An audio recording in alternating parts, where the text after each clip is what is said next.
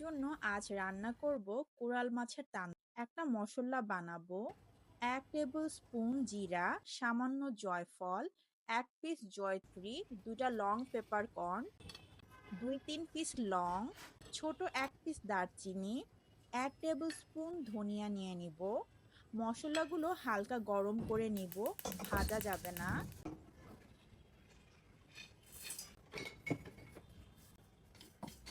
তারপর গ্রাইন্ডারে গুঁড়া করে নিব। এর মধ্যে 1 টেবিল স্পুন কাসুরি মেথি দিয়ে দিব। এই গুঁড়ার মধ্যে আমি এখন আদা রসুন কুচি, 2 পিস কাঁচামরিচ ব্লেন্ড করে নিব। মাছটা আমি বড় বক্সে নিব যাতে ম্যারিনেট করার জন্য ফ্রিজে রাখা যায়। বানানো মশলা উপরে দিয়ে দিব।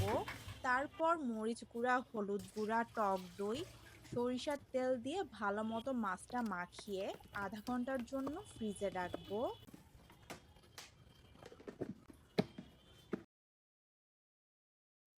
নান বানাবো, তাই 3 কাপ ময়দা, 1 চা চামচ বেকিং পাউডার, হালকা গরম দুধ, এখানে আমি 3/4 কাপ দুধ ইউজ করেছি, মধু 2 tablespoon, olive oil 3 tablespoon আর সামান্য টক দই দিয়ে ডোটা বানিয়ে নিব।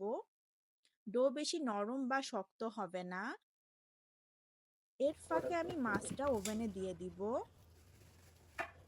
250 ডিগ্রি সেলসিয়াসে আধা ঘন্টার জন্য আমি বেক করে নিব।